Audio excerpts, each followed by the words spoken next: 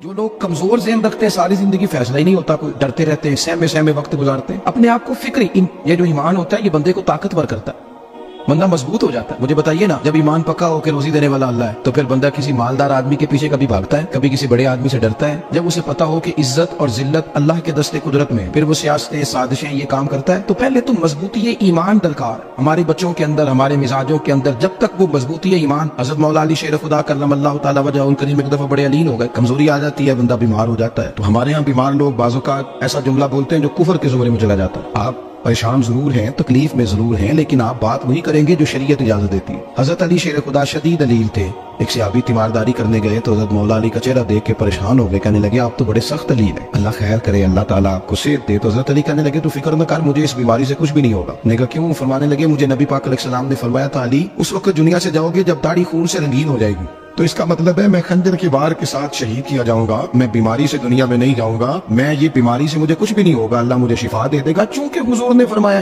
کہ ساڈے نبی دی زبان ساڈے واسطے قرآن۔ تو سب سے پہلے تو اپنے ایمان کے اندر، توکل کے اندر مضبوطی پیدا کرے۔ مسلمان دیکھو نا، نماز پڑھنے سے روزی میں برکت ہوتی ہے، تو پھر اس کا مطلب یہ ہے کہ جب ٹائم آئے نا نماز کا تو گاہک جتنے مرضی کھڑے ہوں پھر دکان بند کرنی چاہیے، پھر نماز پڑھنی چاہیے، کیونکہ روزی تو اللہ نے دینی ہے، گاہکوں نے تو دینی۔ تو سب سے پہلے ضروری ہے مضبوطی ایمان، توکل، اللہ کی ذات پر بھروسہ۔ آپ کبھی میدان کربلا کا پورا نقشہ اپنے سامنے رکھے نا، دو چیزیں ہیں، امام حسین کو نظر آ رہا ہے اب شہادت ہو جائے گی، اتنی بڑی فوج آئی ہے، خدا کی حکمت کے تقاضے سمجھ میں آ رہے ہیں، حالات کیا ہوں گے سمجھ آ رہی، پر ایک لمحے کے لیے بھی ان کا توکل کمزور نہیں ہوا، اپنے رب پر جو مضبوط بھروسہ ہے۔ سیدہ طیبہ طاہرہ حضرت فاطمہ الزہرا رضی اللہ تعالیٰ عنہا اونٹ کے بالوں کی بنی ہوئی چادر اوڑھ کر چکی پیس رہی تھی۔ یہاں بیویاں بڑا روتی ہیں، غریبی بڑی ہے، بڑی غریبی ہے، حالانکہ اب کون بندہ پہ بند والے کپڑے پہنتا ہے؟ اب تو بڑی مشکل سے وہ لوگ ملتے ہیں جو جوتا ٹوٹ جائے تو گانٹ کے پہنے، ورنہ تو نئے جوتے آ جاتے ہیں۔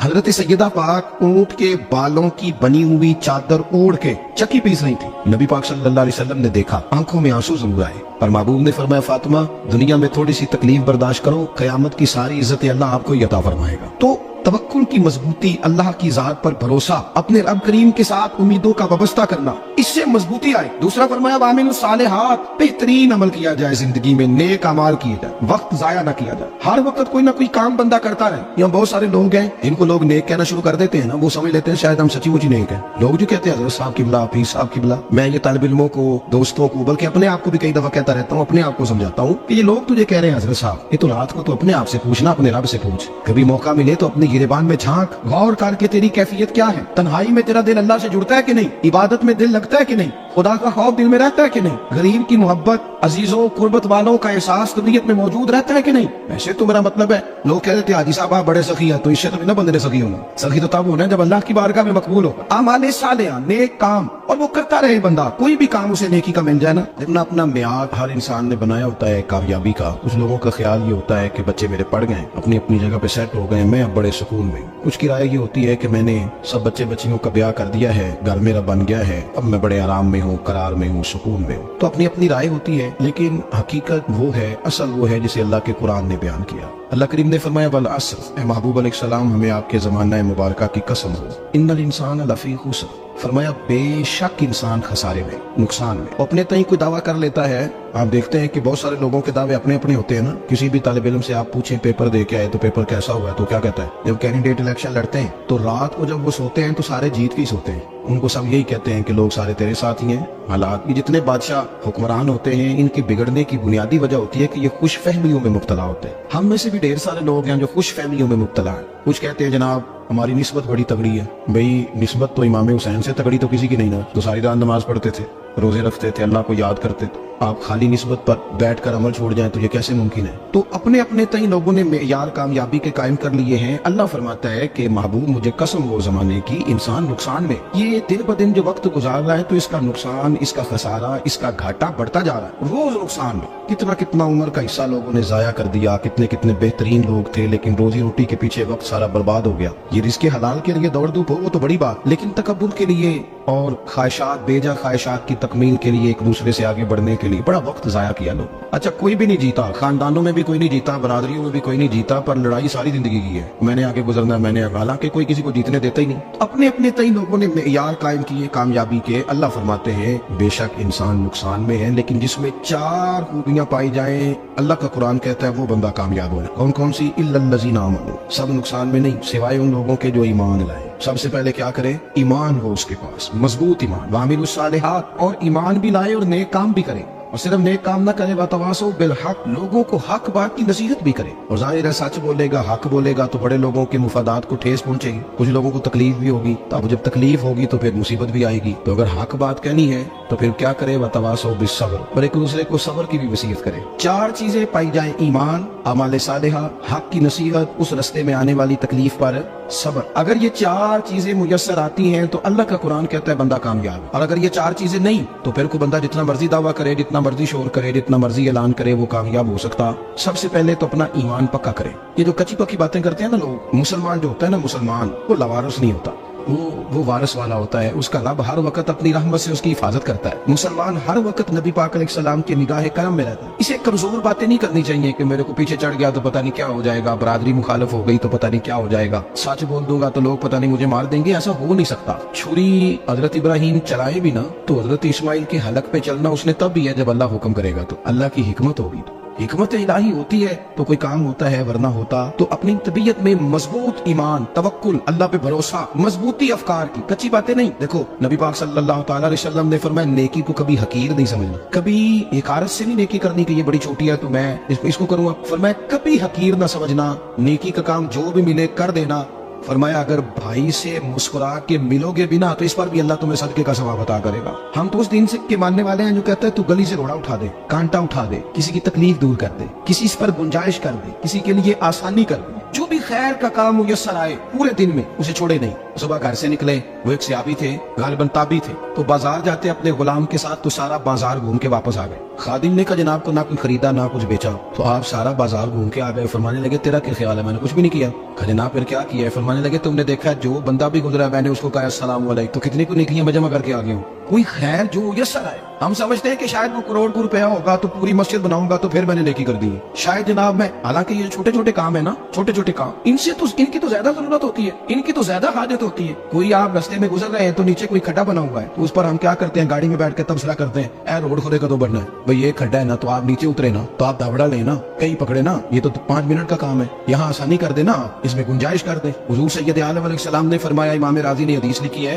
कयामत के दिन एक बंदे को अल्लाह माफ करेगा तो मालिक वो बंदा अर्ज करेगा या अल्लाह मैं तो बड़ा गुनहगार हूँ, किस वजह से माफी हुई? फरमाया रात के वक्त तू गुजर रहा था, तेरे पैर से रोड़ा टकराया था, तूने उठाया इधर उधर देख के कि कोई अल्लाह के किसी बंदे को तकलीफ ना हो जाए।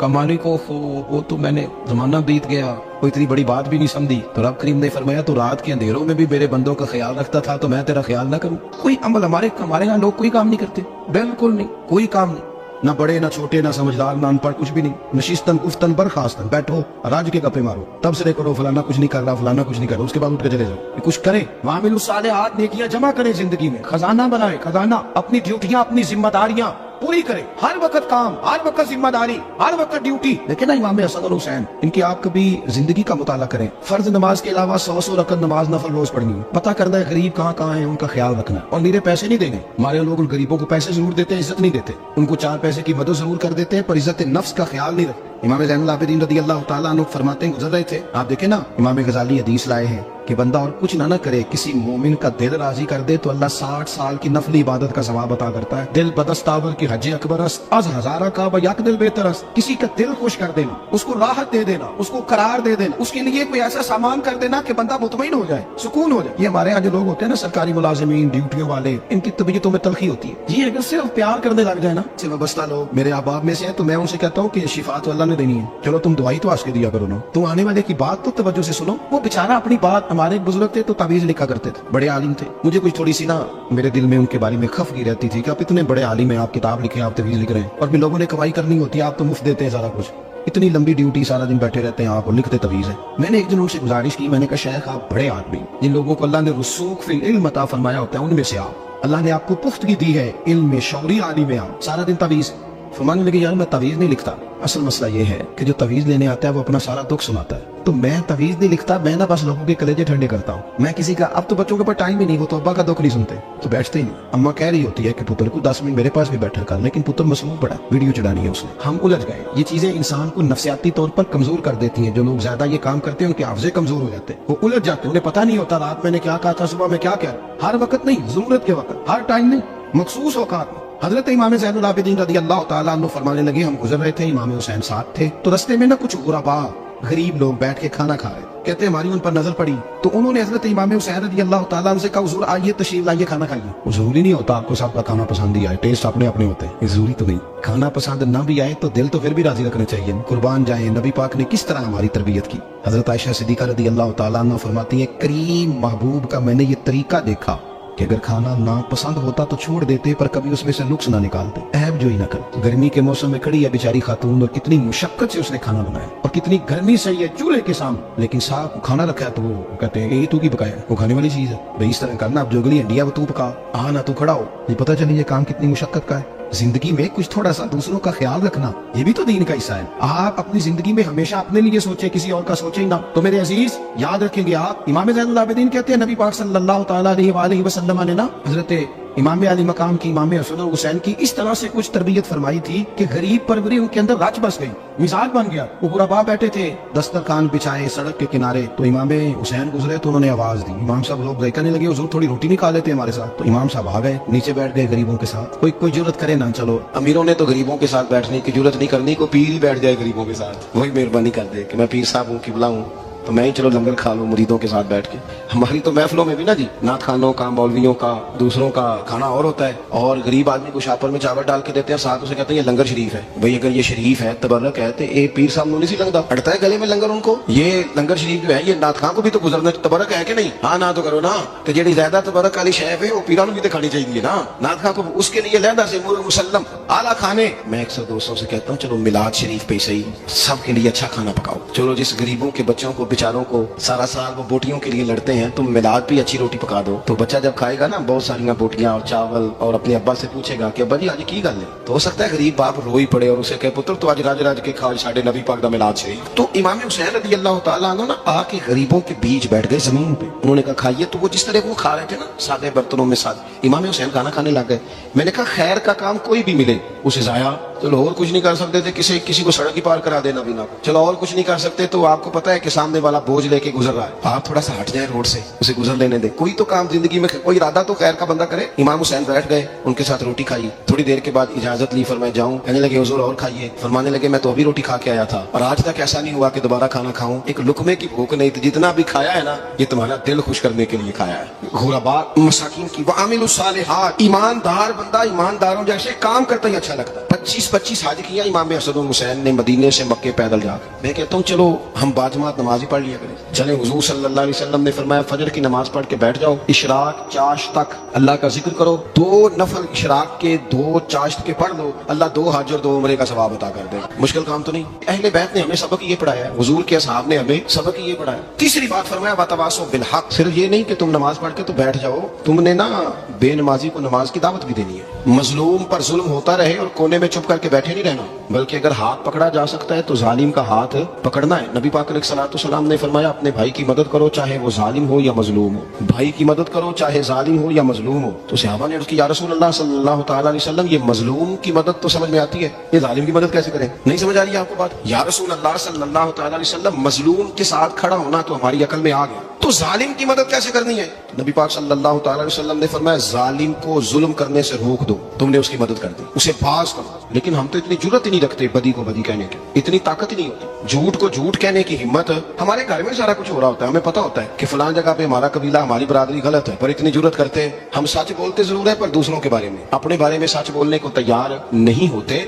जुर्रत का मुजाहिरा करें, जिंदगी में हक को हक कहना सीखें, गलत को गलत कहना सीखें, झूठ को झूठ कहें, बदी को बदी कहें, सच्चाई का साथ दें। ہمیشہ ہم نے جب تک دیکھو نا ظلم ہوتا رہے زیادتی ہوتی رہے اپنا دروازہ اندر سے بند کر لو پتر باہر نہ جانا کیوں جی باہر اس پہ ظلم ہو رہا ہے ان کے گھر آگ لگی ہے کوئی ہمارے گھر تو نہیں نہ لگی یاد رکھنا پڑوسیوں کی آگ نہ بجھاؤ گے تو اپنے گھر بھی آ جائے گی اگر مظلوم کا ہاتھ نہیں پکڑو گے تو ظالم دلیر ہو جائے اور ہمارے جتنے بھی بزرگ گزرے انہوں نے ظالموں کو ظالم کہا امام احمد بن حنبل نے جیل کاٹی امام اعظم ابو حنیفہ نے جیل کاٹی آج کل لوگ کہتے ہیں مولانا صاحب آپ نے نا جناب غلط کو غلط نہیں کہنا سیاست کی بات نہیں کرنی کیوں جی کس لیے نہیں کرنی سیاست تو تدبیر کا نام ہے بنو اسرائیل میں جتنی بھی تدبیر ہوتی تھی وہ سارے انبیاء کیا کرتے تھے کیوں نہ بات کریں یہ جن کرسیوں پہ آج تم نے ظالموں اور جابروں کو بٹھایا یہ کرسی تو حضرت ابوبکر صدیق جیسے لوگوں کی ہے یہ تو حضرت عمر جیسے لوگوں کی سیٹ ہے حضرت عثمان غنی جیسے لوگوں کا کام ہے مولا علی جیسے لوگوں کا کام ہے غلط جگہوں پہ غلط لوگ بٹھا دی اور پھر جھوٹے کو جھوٹا بھی نہ کہے ظالم کو ظالم بھی نہ کہے ہم سے نہ رقم ہوں گے قصید یزید کے کیونکہ ہم لوگ تو حسین کے سیرت نگار ہیں یہ کیا بات ہوئی آپ سچی بات ہی نہ کریں کلمہ حق کہیں ہمیشہ کھری بات کہیں سچی گرچہ اپنا نقصان ہو حق کے ساتھ کھڑے ہونا سیکھیں وتواصوا بالحق ساری آسانی تھی امام حسین کو کوئی مسئلہ نہیں تھا آرام سے بیٹھے تھے آج کتنے موجوں میں بیٹھے پیر صاحبان مولوی صاحبان خطیب صاحبان سیاستدان وڈیرے موج لگی ہوئی ہے کسی کو کچھ نہیں کہنا کچھ کہیں گے تو پھر بندے مخالفت کریں گے تو امام حسین مسجد نبی میں جمعہ پڑھاتے تھے چپ کر کے بیٹھے رہتے حضور سید عالم علیہ السلام کے مزار انور کے پاس بیٹھے رہتے لیکن امام حسین نے فرمایا ظالم حکمران بنے تو وہ قوموں کو تکلیف دیتے وہ ملی نقصان کرتے ہیں وہ امت کا چہرہ مہرہ بگاڑ کے رکھ دیتے ہیں لہذا کھڑے ہونا پڑتا ہے کلمہ حق کہنا پڑتا ہے الہ کلمۃ الحق کے لیے نکلنا پڑتا ہے آپ اپنی زندگی کے اندر سچی بات کرنا سیکھیں الیکشن کے دن آ گئے میرے ایک بڑے محبت والے ساتھی آ گئے ووٹ کے لیے ویسے بھی یہ جو بیماری ہمارے ملک میں نا جی ہمارے ہاں حکمران بعض اوقات کہتے ہیں ہو جی جمہوریت بڑی ضروری ہے وہ بھی کس مصیبت کا نام ہے جمہوریت اقبال تو کہتے ہیں کہ یہ وہ چیز ہے کہ جو جس میں پتہ کوئی نہیں ہوتا پڑھے لکھے ان پڑھ کا چھوٹے اور بڑے کا سیانے اور بیوقوف کا جمہوریت وہ طرز حکومت ہے کہ جس میں بندوں کو گنا کرتے ہیں تولا نہیں کرتے رہتے ہو ہر وقت قوم کو اس کا حق ملنا چاہیے غریب کی مدد ہونی چاہیے انصاف ملنا چاہیے باقی یہ تمہاری کہانیاں ہیں ڈکٹیٹرشپ اور جمہوریت اور ہمیں تمہاری سمجھ بھی نہیں آتی ہر ڈکٹیٹر کے ساتھ ہوتے ہو باتیں جمہوریت کی کرتے ہو جہاں تمہارا دل کرتا کھڑے رہتے ہو ہمیں تو کوئی اس سے غرض نہیں کام ہونا چاہیے بلکہ جو لوگ قوت نافذہ رکھتے ہیں انہیں سمجھنا چاہیے کہ ملک کی بھاگ دوڑ ہمیشہ مضبوط ہاتھوں میں رہے اور وہ اس طرح کا نظام وضع کریں مل بیٹھے سارے ادارے کہ غریب کی سنی جائے وہ مجھے بڑی اچھی طرح یاد ہے جب وہ ایک حکومت ختم ہوئی اور جو ایک فوجی رہ کے گئے تھے 11 سال ان کی حکومت آئی تو میں باہر نکلا تو ایک بزرگ تھے وہ صبح صبح ناشتہ بیچا کرتے تھے ہمارے علاقے میں چاول اور چنے بنے تو میں نے ان سے کہا بزرگوں پتہ لگا جب آج حکومت بدل گئی ہے تو فرمان لگے پتر جیڑا مرضی بھی آ جائے میں تھے چاول بیچ کے روٹی کھانی ہمیں تو ان سے غرض ہی نہیں اللہ جانے کون آیا کون کے تو کھیل تماشا بنائے ہوا تو جھوٹے کو جھوٹا کہے میرے ایک دوست الیکشن لڑتے ہیں مجھے ایک دفعہ کہنے لگے آپ نے کبھی ووٹ نہیں ڈالا اس دفعہ ضرور ڈالے میں نے کہا نہیں ڈالتا میں کہنے لگے ووٹ قوم کی امانت ہے تو میں نے کہا امانت کسی بے ایمان کو دے دوں امانت تو امانت دار کو دی جاتی نہیں سمجھے آپ بات یہ سارے کہتے ہیں نا ووٹ قوم کی تو امانت کس کو دینی چاہیے صحیح بتاؤ چلو اور تسی بولنا نہیں بس دل وچ گل رکھنی دل وچ دیندے ویسے امانت دار نہیں ہونا نہیں میں نے کہا بولنا نہیں ہمیں کسی کو پتہ نہ لگ جائے دیتے ویسے امانت داروں کو ہی ہونا یہ اپنے دل سے پوچھو فیصلہ لو اللہ سے ڈرو ظالم کا مددگار ظالم ہوتا ہے ظالموں کا مددگار ظالم ہوتا ہے وہ تیرے میرے ووٹ پر جیت کر جب ظلم کرے گا تو پھر کون ہے جو یہ دعویٰ کرے گا کہ جناب میں ظالم کا مددگار نہیں سوچو سمجھو غور کرو امام حسین رضی اللہ تعالیٰ عنہ نے فرمایا سچ کو سچ کہیں گے جھوٹ کو جھوٹ کہیں گے یہ نہیں ہو سکتا کہ جناب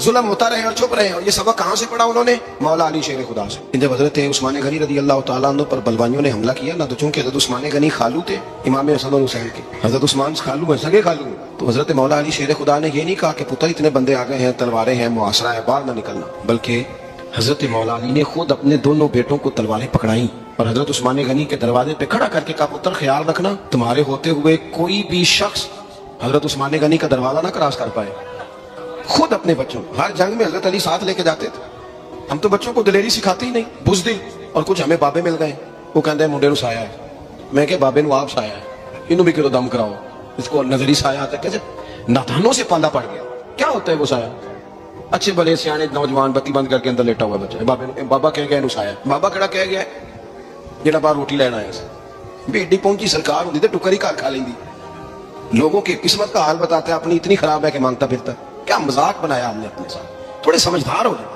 ہر بندے کی بات کا اثر قبول نہ کیا کر مومن کے پاس طاقتیں ہوتی ہیں جو جدھر لگاتا ہے چپ کر کے لگ جاتے ہو ان الذين قالوا ربنا الله ثم استقاموا تتنزل عليهم الملائکہ اللہ کہتا ہے تو ڈٹنا سیکھ رب کا نام لے کے ڈٹ جا رب تیری مدد کے لیے فرشتے بھی نازل کر دے گا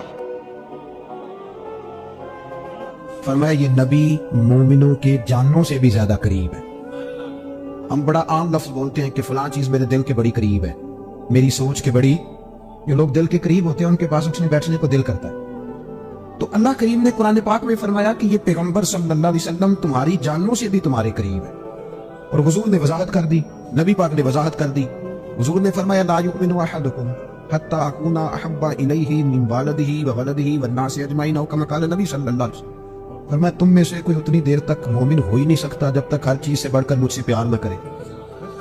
एक मिसाल दे लूं, बात आसान हो जाएगी। जिस घर के अंदर पैसा बेशुमार हो, दौलत बेशुमार हो, मकान एक नहीं चार हो और दुनिया की सारी आसानियां घर में मौजूद हो, सारे दोस्त मेरी बात पे तवज्जो करना, हर शय हो, बैंक बैलेंस भी ठीक ठाक हो, बच्चों का फ्यूचर सेफ हो, लेकिन घर के अंदर मियां बीवी की सुलह ना हो। बच्चे कहते हैं घर में हर चीज है पर अम्मी और अब्बा का झगड़ा हर वक्त जारी रहता है, वो घर सही चलता है? हमने बोलना इसलिए नहीं कि ये बातें लोग, ये घर के अंदर की बातें हैं ना। हालांकि पाकिस्तान का तज्जिया यह है कि 95% मियां बीवी के हालात ठीक नहीं पाकिस्तान, ये सरकारी आदादोशुमार, 95% घरों में इख्तलाफे राय। ये बात ज़हन में बिठा लें कि मियां बीवी का अगर इत्तेफाक नहीं ना होता तो वो कहें कि घर में कोई भी खुशी रहेगी तो ये मुमकिन ही नहीं, ये सवाल ही नहीं पैदा होता। 6 बच्चे होते हैं और शादी को 24 साल गुजर जाते हैं फिर भी तलाक हो जाती है, इसलिए कि मियां बीवी के लिए सबसे जरूरी चीज आपस की मोहब्बत है। और यार क्या खूबसूरत अंदाज है मेरे रसूल पाक अलैहिस्सलाम का, जितनी शानदार तबीयत हुजूर ने मौला अली शेर खुदा की थी इतनी कोई कर सकता है? और जितनी आला तरीन तरबियत और हुस्न सैयदा फातिमा को अल्लाह ने दिया किसी और को मिल सकता है?